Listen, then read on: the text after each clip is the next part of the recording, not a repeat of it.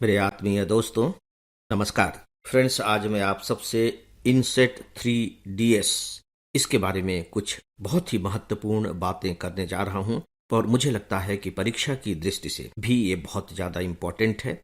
इसके कुछ तथ्य होंगे जिन्हें हम आगे चल करके देखेंगे, वे प्री एग्जामिनेशन के पॉइंट ऑफ व्यू से इम्पोर्टेंट होंगे। लेकिन आपने पढ़ा है कि इस बीच में इसरो ने बहुत सारी इस क्षेत्र में सफलताएं अर्जित की हैं। उन सब को मिलाकर मुख्य परीक्षा में भी एक प्रश्न पूछे जाने की संभावना नजर आती है। तो आइए शुरू करते हैं। इनसेट 3DS अंतरिक्ष में स्थापित कर दिया गया है। ये बेसिकली है क्या? बहुत ही सिंपल तरीके से कि यह एक उपग्रह है जो पृथ्वी की सतह, महासागरों की निगरानी, पर्यावरण और मौसम से जुड़ी गतिविधियों पर नजर रखेगा। इसे अगर हम और सरल शब्दों में कहना चाहें तो हम कह सकते हैं कि इस उपग्रह से बर्फ की गहराई का पता चल सकेगा, आग, धुंध, हवा में नमी, कोहरा, बारिश से जुड़ी सूचनाएं मिल सकेंगी और साथ ही साथ चूंकि यह मौसम का पूर्वानुमान लगा सकेगा तो सीधी सी बात है कि आपदा प्रबंधन की दिशा में भी हमारी बहुत बड़ी मदद करेगा। मोटे तौर पर आप कह सकते हैं कि यह मौसम का ज्ञान कराने संबंधी या पूर्वानुमान या भविष्यवाणी कराने वाला उपग्रह है। ये एक सिंपल सी बात हुई। लेकिन क्या सिविल सर्विस एग्जामिनेशन में जो प्रश्न पूछे जाते हैं, मैं प्री की ही बात कर रहा हूं, यहीं तक सीमित होते हैं? नहीं, वे इससे आगे जाते हैं। जो दूसरे कॉम्पिटिटिव एग्जामिनेशन हैं वे डेफिनेटली यहीं तक सीमित हो जाते हैं, लेकिन सिविल सर्विस एग्जामिनेशन के साथ ऐसा नहीं है। तो आइए सिविल सर्विस एग्जामिनेशन के साथ क्या है उस लिहाज से अब इस टॉपिक को देख लेते हैं। मैंने कहा इनसेट 3DS। क्या आप जानते हैं कि इनसेट का फुल फॉर्म क्या है? बहुत कम स्टूडेंट्स को मालूम होता है। इनसेट का फुल फॉर्म है Indian National Satellite System. INSAT, Indian National Satellite System. ये सिस्टम क्या है? जानना होगा ना कि ये सिस्टम अगर है तो ये सिस्टम क्या है। दोस्तों, ये कुछ नहीं, कुछ उपग्रहों की एक सीरीज है, एक श्रृंखला है। ये उपग्रह किस तरीके के हैं? मल्टीपर्पज हैं, बहुउद्देशीय हैं और अंतरिक्ष में स्थापित किए जाने वाले हैं। जियो स्टेशनरी में स्थापित किए जाने वाले उपग्रह हैं। इस सीरीज को कौन तैयार कर रहा है? इसरो। आप जानते हैं भारतीय अंतरिक्ष अनुसंधान संगठन, इसका शॉर्ट फॉर्म है इसरो। ये इस सीरीज को तैयार कर रहा है। 1983 से यह सीरीज चल रही है। ठीक है, मैंने कहा मल्टीपर्पज, बहुउद्देशीय सीरीज। तो ये बहुउद्देशीय क्या है? इसके क्या क्या उद्देश्य, मतलब किस किस तरह के सैटेलाइट इसके द्वारा तैयार किए जाएंगे इस सीरीज के द्वारा? उसमें आपका टेलीकम्युनिकेशन है, उसमें ब्रॉडकास्टिंग है, उसमें मौसम विज्ञान है, अनुसंधान है और रेस्क्यू ऑपरेशन है, बचाव, आपदा प्रबंधन जिसे आप कह सकते हैं। इसके बारे में उपग्रह तैयार किए जाएंगे। तो इनसेट आपको क्लियर हो गया। 3 जो है वो थर्ड जनरेशन का ये हमारा उपग्रह छोड़ा गया है जिसे कहा गया है 3DS। मेरी समझ से यह तथ्य आपको क्लियर हो गया होगा। आपने एक नाम सुना होगा INS Vikrant, INS Chilka, INS ये उसी पैटर्न का है। INS का क्या मतलब होता है? Indian navy ship.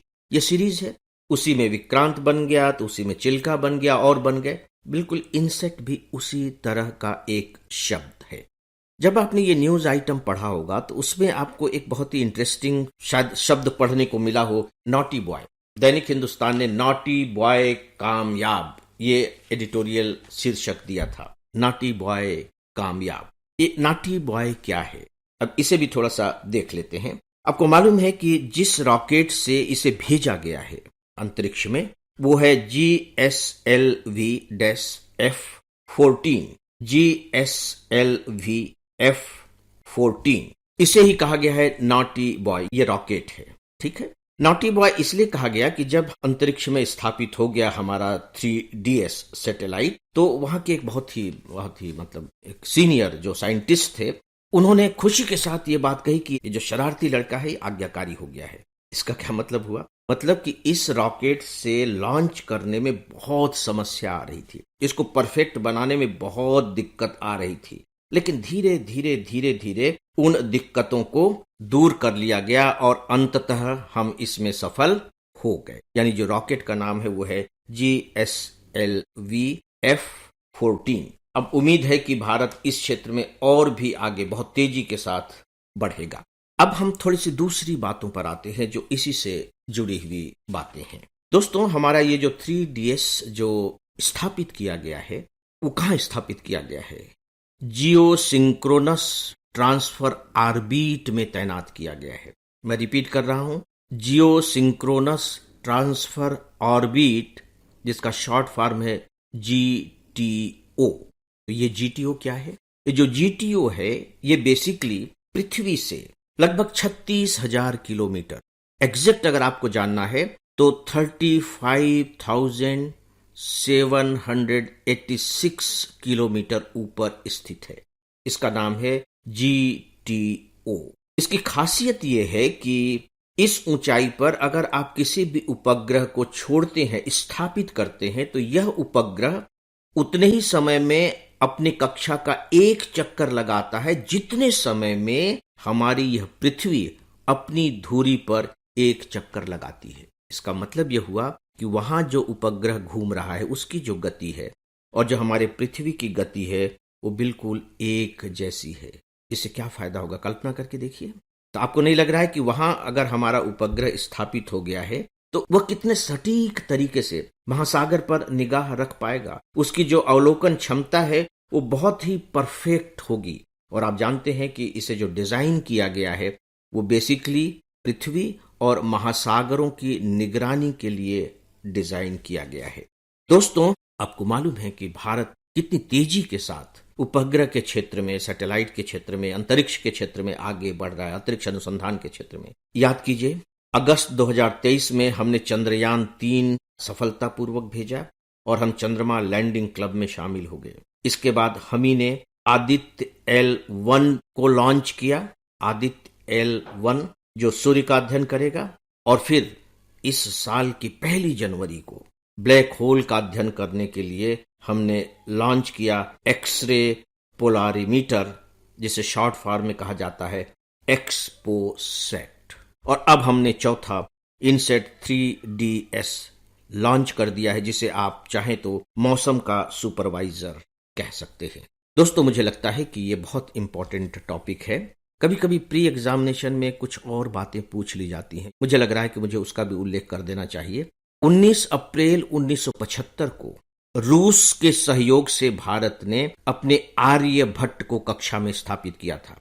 पहला जो हमारा उपग्रह था आर्यभट्ट 1975 में, और उस समय रूस के सहयोग से हम ऐसा कर पाए थे।